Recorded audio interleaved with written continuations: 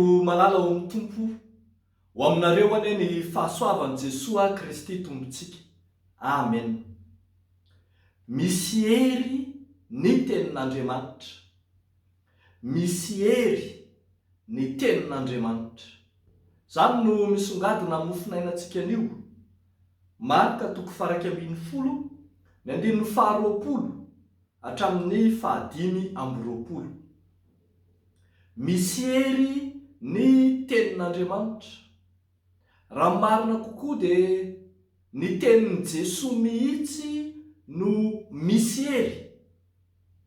Rehefa iny andeha hiakatra ho an'i Jerosalema iny Jesosy sy ny mpianany, nahita aviavy anankiray tsy nisy voa, dia nozonin'i Jesosy ilay aviavy mba tsy hisy voany intsony mandrakizay. Tatsika zany eo ambony eo amin'ny 2:20 hatramin'ny 4:20. Gaga ny mpianatra, indrindra i Petera rehefa niverina avy any Jerosalema ka nandalo teo amin'ilay aviavy. Fa hoy ny voalaza eo amin'ny 2:20 manao hoe, ary noho ny maraina raha nandalo izy dia hitany fa efa nalazo hatramin'ny fakany ilay aviavy. Izay no anambarana amintsika arak'izany fa misy hery, manana hery sy fahefana io tenin'i Jesosy io. Hery sy fahefana izay raisina amin'ny finoana, mahavita zavatra, mahavita tahaka ny asan'ny finoana mihitsy. Filazan'i Jesosy anazavany azy dia hoe mahafindra tendrombohitra aza. Mahavita mihoatra noho ny asan'ny finoana ny asan'ny tenin'i Jesosy. Ary mbola io tenin'i Jesosy io ihany no andraisana sy mahavita mamela heloka. Andraisana ny famelan-keloka ary ahafahana mamela ny heloky ny hafa. Ny tenin'i Jesosy manadio, ny tenin'i Jesosy manafaka, ny tenin'i Jesosy mampahery. Zany no hitantsika misongadina. Zay rehetra nandre zany tenin'i Jesosy zany dia toa velom-panantenana, velom-bolo satria misy hery ny tenin'i Jesosy. Tsika ne niaraka mahafantatra ny tantara fa raha tamin'ny fisamboaravaran'ny onja sy ny ranomasina dia notenen'i Jesosy fotsiny manao hoe mangimy mitsahara, dia toy ny niaraka tamin'izay ny andro. Ny maty aza notenen'i Jesosy hoe tsy maty izy fa matory, dia indro nitsangana razazavavy. Riavako malala ao amin'ny tompo, manana hery ny tenin'Andriamanitra, hery zay ny mahavita mihoatra lavitra noho ny tenin'olombelona rehetra, ary tsy azo ampitahaina amin'ny tenin'olombelona mihitsy. Io teny io no nahavitana nanorina zao zavatra ary rehetra hita ny masonao zao. Io teny io no naharian'Andriamanitra amin'izao tontolo izao hatramin'ny voalohany. Ary mbola io teny io ihany koa no namangin'Andriamanitra ny tany, namonjena ny tany, namonjena izao tontolo izao tamin'ny fahotana. Io teny io, ilay tonga olombelona, no indro zary famonjena ho an'izay rehetra manana etaeta mila vonjy. Lesona lehibe ho antsika zany riavako, fa marina ny ambaran'ny soratra masina fa velona sy mahery ny tenin'Andriamanitra. Ary maranitra toy ny sabatra roa alina izy, maranitra manindrona, mampisaraka ny aina sy ny fanahy, ny tonona sy ny tsoka, mamakivaky ny aty fanahin'ny olona tsiraray avy any. manana hery ny tenin'Andriamanitra ka manasitrana ny any anatiny tsiraray avy any izay tsy takatry ny sain'ny olombelona.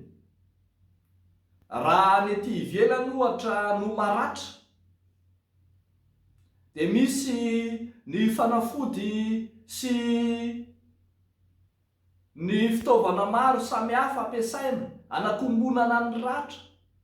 Mampiasa sparadrap isika, mampiasa ny betadine sy ny toy izany.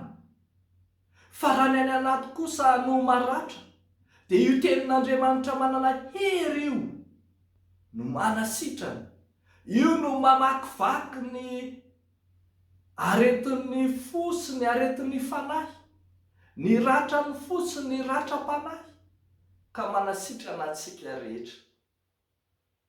Manana hery io tenin'Andriamanitra io, ka mahavita miasa amin'ny elanelam-potoana, amin'ny elanelan'ny toerana, ilay ataontsika hoe à distance, ary miasa mitety vanim-potoana ny lasa sy ny ankehitriny ary ny ho avy.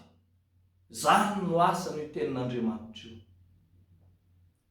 Tokony tandremantsika tsara kosa nefa fa ny tenin'Andriamanitra no manana hery. Ny tenin'Andriamanitra dia Andriamanitra izay miseho amintsika, fa tsy sanatria ny Baiboly akory. Ny Baiboly dia azo lazaina hoe fitoerany fotsiny ihany ny tenin'Andriamanitra, ka tsy ny Baiboly no manasitrana, tsy ny Baiboly no manafaka, tsy ny Baiboly no mitondra famelan-keloka sy manavotra antsika, fa ny tenin'Andriamanitra. Indray tsika ilay mpanahy miasa amin'ny Baiboly. Ny Baiboly no atao fitaovana anasitranana, anasorana sy analana ny tahotra. Dia ino fa efa nisy teo amin'ny tantara izany hoe ranona Baiboly no atao fanafody Baiboly dia asiana rano mba dia ino ny sotroin'ilay marary mba ho sitrana. Tsia. Indraindray everintsika misy asan'ny Baiboly dia rehefa misy maty dia sokafana na apetraka eo akaikin'ilay maty. Rehefa atory dia atao eo am-dompandriana. Ary rehefa mandeha ka matahotra mpangaro-paosy na matahotra mpamosavy dia asiana Baiboly anaty kitapo. Tsy ny Baiboly no miasa manana hery, fa ny tenin'Andriamanitra. Ary misarika antsika rehetra hatoky an'Andriamanitra, fa tsy hatoky ny Baiboly. Miantso antsika rehetra hatoky an' Jesosy, ilay tenin'Andriamanitra velona, izay tonga tamin'izao tontolo izao, fa tsy amin'ny zavatra hita maso akory. Tsarovy ary avako. Misy hery ny tenin'i Jesosy, ary afaka miasa eo amin'ny fiainanao koa izany, raha sitrakao, raha tianao. Dia ho an'Andriamanitra irery amin'ny voninahitra. Amen. Ivavaka isika. Misaotra anao izay Andriamanitra rainay. Raha eo amin'i Jesosy Kristy zokinay, ilay Andriamanitra miasa mahery, ilay Andriamanitra efa naneho tetỳ amin'izao tontolo izao ny hery sy ny fahefanao, ilay miteny ka tsy misy mahasakana, ilay miasa ka tsy misy maharombaka eo amin'ny tananao. Misaotra anao izay fa afaka nandre ny teninao, ho famelomelomana ny nofo amam-pananay, izay rehetra kivy sy ketraka sy mamoy fo ary diso fanantenana amin'izao fiainana izao dia afaka mahatoky anao, fa miteninao ny fiainana mandrakizay. Ankehitriny izay mivavaka amin'ny fiatrehanay ny zavatsarotra samihafa, tsaronay amin'izany ny aretina, tsaronay amin'izany ny olana samihafa na ny fahafatesana, tsaronay ny amin'ny andro ratsy na ny siklôna izay atrehanay. Dia ianao Jesosy anafy hery anay.